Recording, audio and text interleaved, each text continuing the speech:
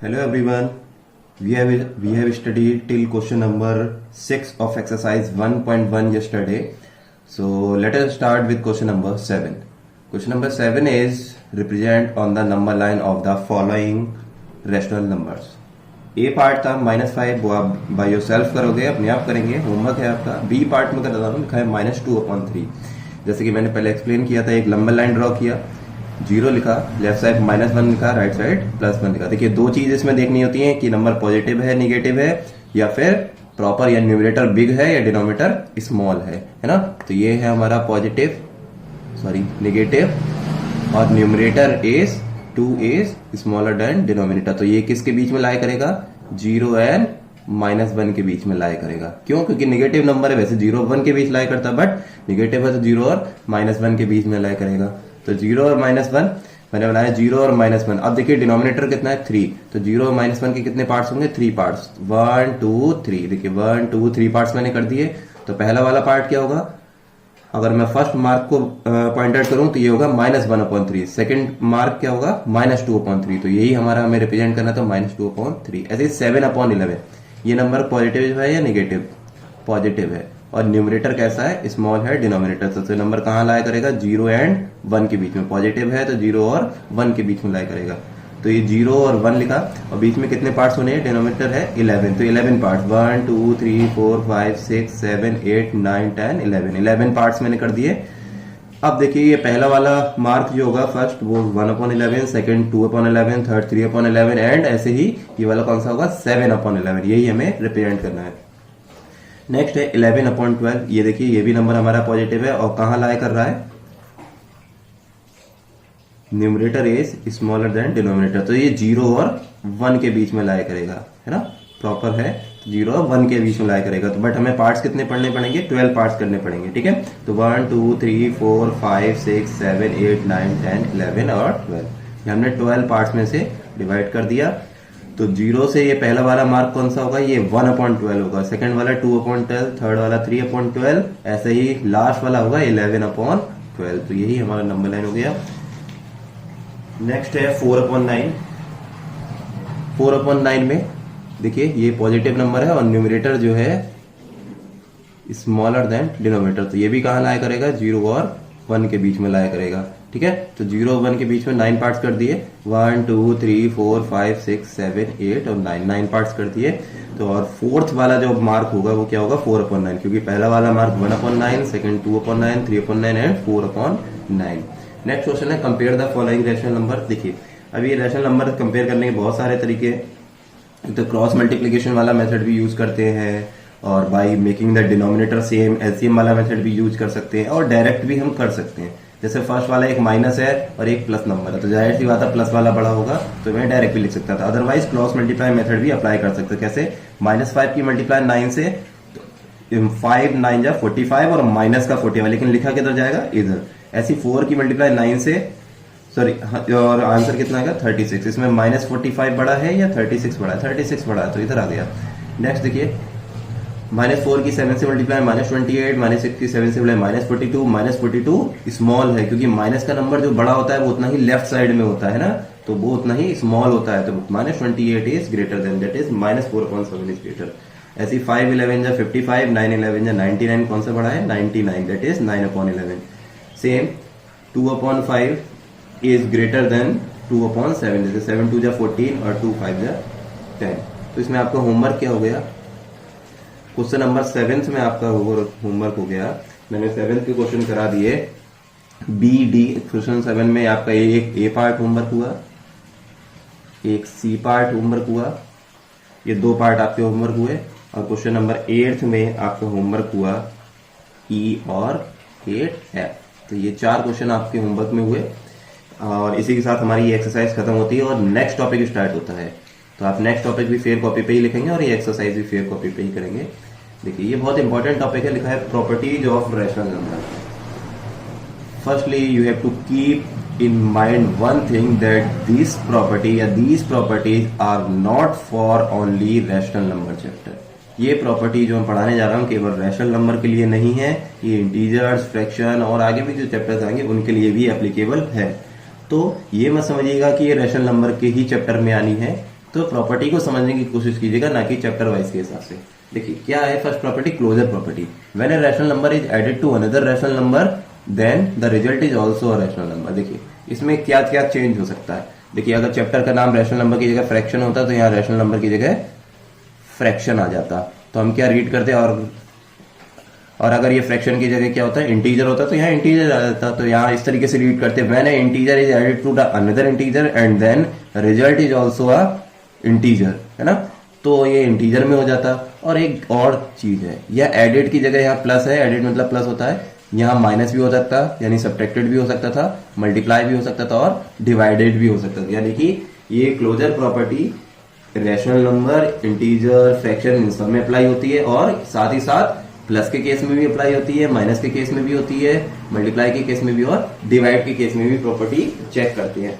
अब अगर ऐसा है, दो सेम टाइप के नंबर को ऐड करने पे उसी टाइप का नंबर आ रहा है तो क्लोजर प्रॉपर्टी फॉलो होगी, और अगर दो सेम टाइप के नंबर को ऐड, सब्ट्रैक्ट, मल्टीप्लाई या डिवाइड करने पे सेम टाइप का नंबर नहीं आ रहा है तो वो प्रॉपर्टी फॉलो नहीं होगी। तो एक तरीके से करेक्ट स्टेटमेंट ये होना चाहिए, when we add two same type number and answer will also the similar type number, है ना। और add की जगह इस तरीके से बोलना चाहिए था, when we add, multiply, divide और subtract of same type number then answer will also of same type, then we will said that closure property will follow, otherwise closure property follow नहीं होगी। देखिए अब मैं closure property चारों case में मैंने apply करके दिखाता हूँ, ऐड, सब्ट्रैक्ट, मल्टीप्लाई और डिवाइड के केस में। देखिए 3/4 और 2/3, देखिए दोनों रैशनल नंबर है, ऐड करने पे 17/12 आएगा, ये भी एक रैशनल नंबर ही है, ठीक है।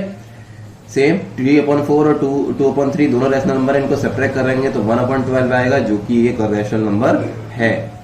3/4 और -2/3 को अगर मल्टीप्लाई करेंगे तो -1/2 आ रहा है, तो ये भी एक रैशनल नंबर है। डिवाइड केस में 1/2 को 5/7 से डिवाइड किया तो आंसर 7/10 आया, तो ये तो रैशनल नंबर है। बट 5 को अगर मैं 0 से डिवाइड करूं तो 5/0 जो मैंने पहले ही बताया था क्या आता है, नॉट डिफाइन। अगर 1 को 0 से डिवाइड करो या 5 को 0 से डिवाइड करो तो आंसर नॉट डिफाइन आता है। तो इस केस में ये फॉलो नहीं हो रहा है। हाँ, फर्स्ट केस में फॉलो हो रहा है, बस सेकंड केस में नहीं हो रहा। बट हमें फॉलो करवाने के लिए दोनों केसेस में फॉलो होना चाहिए, मींस कोई भी ऐसा केस नहीं बचना चाहिए वो जिसमें वो फॉलो नहीं हो। अगर एक भी केस ऐसा होता है फॉलो नहीं होता है तो हम कहेंगे वो फॉलो नहीं हो रहा है। तो हम कह सकते हैं एडिशन के केस में क्लोजर प्रॉपर्टी फॉलो होती है, सब्ट्रैक्शन के केस में क्लोजर प्रॉपर्टी फॉलो होती है, मल्टीप्लिकेशन की केस में क्लोजर प्रॉपर्टी फॉलो होती है, बट डिवीजन के केस में क्लोजर प्रॉपर्टी फॉलो नहीं होती है। यस, फर्स्ट एग्जांपल में फॉलो हो रही है बट सेकंड एग्जांपल में नहीं हो रही है। तो जब एक में नहीं हो रही है तो हम कहेंगे कि डिवीजन के केस में फॉलो नहीं होती है। ऐसे ही नेक्स्ट प्रॉपर्टी है कम्यूटेटिव प्रॉपर्टी।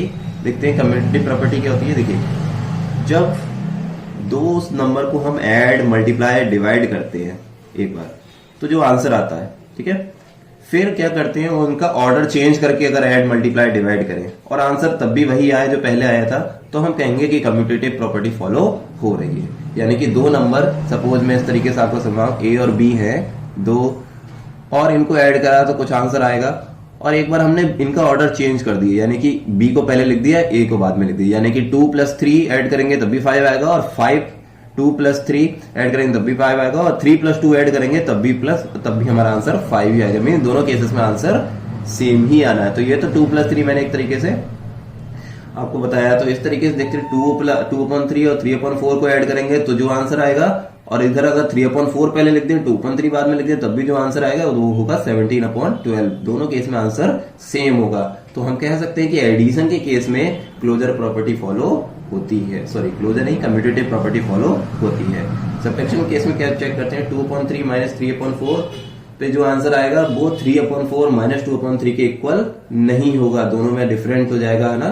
तो ये कम्यूटेटिव प्रॉपर्टी सब्ट्रैक्शन के केस में फॉलो नहीं होती है। मल्टीप्लाई के केस में चेक करते हैं, 2/3 और 3/4 की जो मल्टीप्लाई करेंगे तो आंसर 1/2 आएगा, और 3/4 और 2/3 की भी मल्टीप्लाई करें तब भी आंसर 1/2 ही आएगा।